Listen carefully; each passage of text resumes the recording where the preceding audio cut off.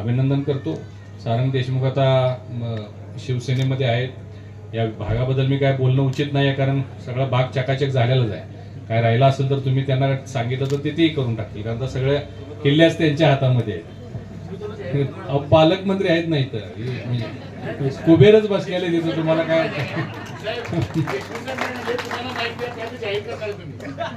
मागितलं नाही तर काय जाहीर करणार? जे मागणार ते देणार, काय चिंता करायची आवश्यकता नाही. प्रतिवर्षीप्रमाणे याही वर्षी राज्यस्तरीय कॅरमच्या चषक स्पर्धा सारंग चषक स्पर्धेचं आयोजन केलेलं आहे. 3 दिवस या स्पर्धा चालल्या आणि 256 स्पर्धक संबंध राज्यभरातून या स्पर्धेसाठी आलेले आहेत. सगळ्यात महत्त्वाचं म्हणजे या स्पर्धेचं बक्षीस जे आहे ते भरगच्च आहे. जेवढं मोठं बक्षीस तेवढे जास्त चुरस, तेवढे जास्त संख्येनं लोक त्यामध्ये सहभागी होतात. आम्ही दहीहंडी सारंग सुरुवात केली, त्यावेळी दहीहंडीची सुरुवात केली. पहिला आम्ही बक्षीस 51,000 ठेवलं होतं. पुन्हा मग ते 1 लाख झालं, पुन्हा 1.5 लाख झालं, 2 लाख झालं, 3 लाख झालं. आता आमची दहीहंडी असली की दुसऱ्या सगळ्या दहीहंड्या बंद पडतात. स्पर्धक सगळे 2-3 जिल्ह्यातले आपल्याकडेच येतात आणि अशा पद्धतीनं ऋतुराज क्षीरसागर आले, त्यांचं स्वागत करूया. अशा पद्धतीनं आपण एक सातत्य ठेवलेलं आहे या स्पर्धेचं आणि लोकांना माहित आहे की क्वालिटीच्या स्पर्धा होतात, चांगलं नियोजन असतं, व्यवस्था चांगली असते, त्यामुळे मोठ्या संख्येनं लोक येतात.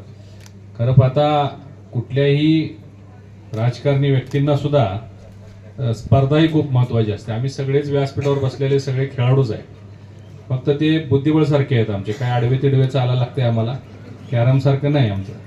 परंतु जीवनामध्ये स्पर्धा ही असलीच पाहिजे. स्पर्धा असल्याशिवाय आपल्यामध्ये स्पोर्ट्समन स्पिरिट निर्माण होत नाही. आम्ही इतर ठिकाणी सुद्धा जात असताना शालेय जीवनातील विद्यार्थ्यांना सुद्धा हे नेहमी सांगतोय की ज्या पद्धतीनं शिक्षण महत्त्वाचं आहे त्या पद्धतीनं खेळ महत्त्वाचा आहे, त्याच पद्धतीनं सांस्कृतिक कार्यक्रमामध्ये सहभागी होणं महत्त्वाचं आहे. पालकांचं काय, फक्त आकडे नंबर. परवा एका कार्यक्रमाला मला बोलवलं बक्षीस वितरणाला, 10 मुलांचा सत्कार केला.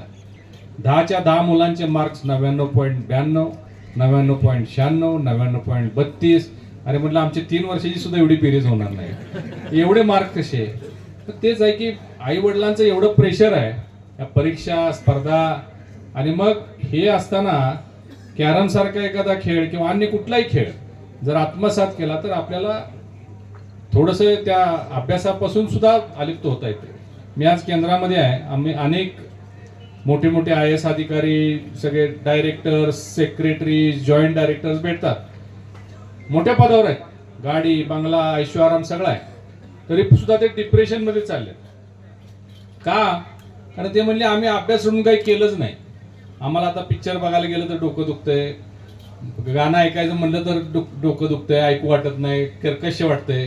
म्हणजे ज्या वयामध्ये या सगळ्या गोष्टींचा उपभोग करायला पाहिजे होता ते न घेतल्यामुळं आम्हाला आता त्या सगळ्या गोष्टींचा त्रास व्हायला लागलेला आहे.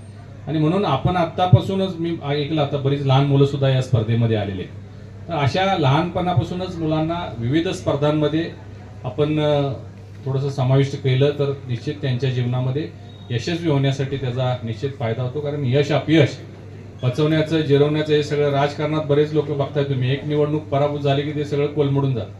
आम्ही गट झालोय, आम्ही 6 वेळा निवडणूक लढलो, 4 वेळा पडलो, 2 वेळा जिंकलो.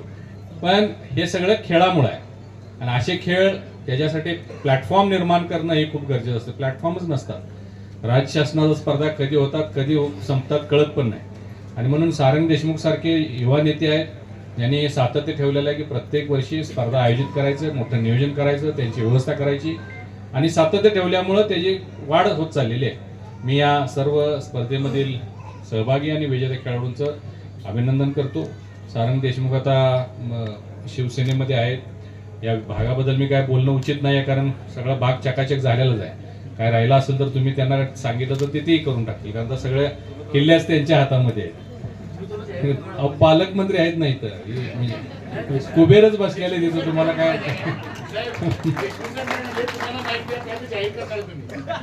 मागितलं नाही तर काय जाहीर करणार? जे मागणार ते देणार, काय चिंता करायची आवश्यकता नाही. पुन्हा एकदा सारंग आणि त्यांच्या सर्व सहकारी हे मी तुमची मोठी राबते ते सगळ्यांचं मी अभिनंदन करतो, शुभेच्छा देतो.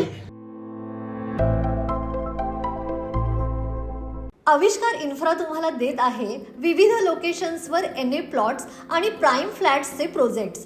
नंदिनी जाधव नगर, शांत निवांत कोल्हापुरात घर म्हणजेच नंदिनी जाधव नगर. मल्हार रामगिरी, तुमच्या स्वप्नातील बंगल्याची पहिली पायरी. मल्हार रामगिरी हातकणंगले. पॅनोरमा हिल्स आंबा, सह्याद्रीच्या कुशीत निसर्गाच्या सानिध्यात तुमचं स्वतःचं farm house. Padmavira city Jaysingpur, एक आधुनिक लाईफस्टाईल देणारा 1 and 2 BHK होम्सचा प्रोजेक्ट.